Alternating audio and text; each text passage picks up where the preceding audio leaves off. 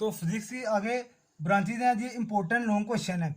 अगर आपको long question ये नहीं भी आएगा तो शॉर्ट ये कन्फर्म इसके अंदर से 2-4 नंबर का जो शॉर्ट है वो आता ही आता है, हर बार आता है बोर्ड के अंदर।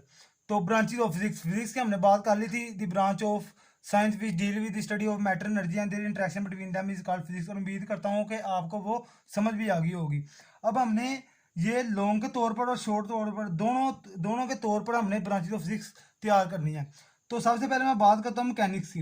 मैकेनिक्स को हम कहते हैं the branch of physics which deals with the study of motion of objects, जो कि ऑब्जेक्ट्स की मोशन को स्टडी करती है। अब जो मोशन है वो हमने चैप्टर नंबर 2 के अंदर जाके इसकी डेफिनेशन पढ़नी है मोशन की, ठीक हो गया।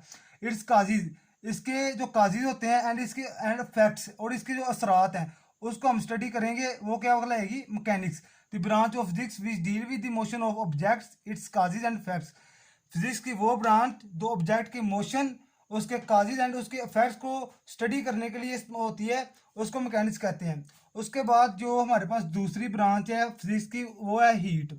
The branch of physics which deal with the study of nature of heat, जो हीट की फितरत को, मोड्स ऑफ ट्रांसफर, इसको ट्रांसफर करने के जो तरीके हैं उनको, एंड फैक्ट्स ऑफ हीट, और हीट के असरात को स्टडी करने के लिए जो ब्रांच इस्तेमाल होती है उसको क्या कहते हैं? हीट। ठीक हो गया। आगे हमारा sound. The branch of physics which deal with the physical aspects of sound waves, जो किसके साथ डील करती है? साउंड वेव्स के फिजिकल एस्पेक्ट्स के साथ, देयर प्रोडक्शन, ठीक हो गया, इसकी प्रोडक्शन के साथ, इसकी प्रॉपर्टीज के साथ एंड इसकी एप्लीकेशन के साथ जो ब्रांच डील करती है उसका नाम है साउंड। और आगे इससे सिमिलर बिल्कुल डेफिनेशन है, बस थोड़ा सा फर्क है कि branch of physics which deal with the study of physical aspects of light, its properties, working and use of optical instrument, ठीक है, उसको हम क्या कहते हैं? लाइट।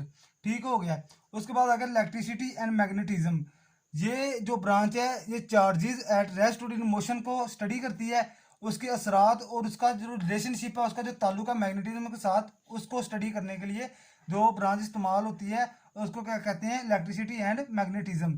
तो आगे हमारे पास आ गई एटॉमिक फिजिक्स। ठीक हो गया।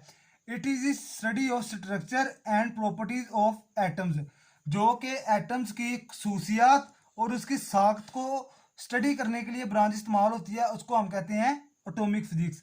आगे आगे nuclear physics. It deal with the properties of behaviour, it deal with the properties and behaviour of nuclei, यानी कि ये न्यूक्लियाई जो है, न्यूक्लियस है, उसके बिहेवियर को और उसकी प्रॉपर्टीज को स्टडी करने के लिए जो ब्रांच इस्तेमाल होती है उसको न्यूक्लियर कहते हैं। And the particle with in the nuclei, और जो न्यूक्लिया के अंदर पार्टिकल्स होते हैं, न्यूक्लियस के अंदर कौन से पार्टिकल होते हैं? इलेक्ट्रॉन, उसके अंदर sorry electron, protons and neutrons जो होते हैं उनको स्टडी करने के लिए, और जो बाकी पार्टिकल्स हैं न्यूक्लियर के अंदर होते हैं उसको स्टडी करने के लिए जो ब्रांच इस्तेमाल होती है फिजिक्स की उसको कहते हैं न्यूक्लियर फिजिक्स। आगे आगे हमारे पास प्लाज्मा। तो प्लाज्मा मैंने आपको आगे भी बताया है कि जो मैटर की फोर्थ स्टेट होती है उसको प्लाज्मा कहते हैं। It is study of production properties of the ionic state of matter. Ionic state क्या होती है? आयोनिक स्टेट होती है कि एक जगह पे पॉजिटिव एंड नेगेटिव चार्ज इकट्ठे हों, उसको कहते हैं आयोनिक स्टेट। ठीक हो गया। The fourth state of matter, ये देखना नीचे उन्होंने भी लिख दिया कि ये जो है ये मैटर की चौथी स्टेट है। आ गया जियो। जियो का मतलब होता है अर्थ। ठीक हो गया। क्या मतलब होता है जियो का? अर्थ। तो वो ब्रांच जो कि अर्थ के अंदरूनी साख्त को, अंदरूनी हिस्से को स्टडी करने के लिए इस्तेमाल होती है उसको हम कहते हैं जियो फिजिक्स। तो ये मैंने आपको सारी ब्रांचेस भी बता दी हैं, साइंस की डेफिनेशन भी हमने कर लिया है और फिजिक्स की डेफिनेशन भी हमने कर ली है। तो इंशाल्लाह अगले लेक्चर में हम पढ़ेंगे नेचुरल फिलोसफी और उसकी ब्रांचेस, और आगे हम फर्दर बात करेंगे इसी चैप्टर के ऊपर। तो आप मेरे ये जो यूट्यूब चैनल है इसको सब्सक्राइब करें ताकि आपके पास मेरी जितनी भी वीडियोस हैं वो पहुंच सकें और आप इससे फ़ायदा हासिल कर सकें। तो मैं इंशाल्लाह ताला आगे इस पूरी बुक के न्यूमेरिकल भी करवाऊंगा आपको एक एक चैप्टर करके, और बाकी पूरी बुक भी हम क्लियर करेंगे। तो आपसे दरख्वास्त है कि आप हमारे जो चैनल को उसको सपोर्ट करें और उसको ऊपर लेके आएँ। बहुत शुक्रिया। अल्लाह हाफिज़।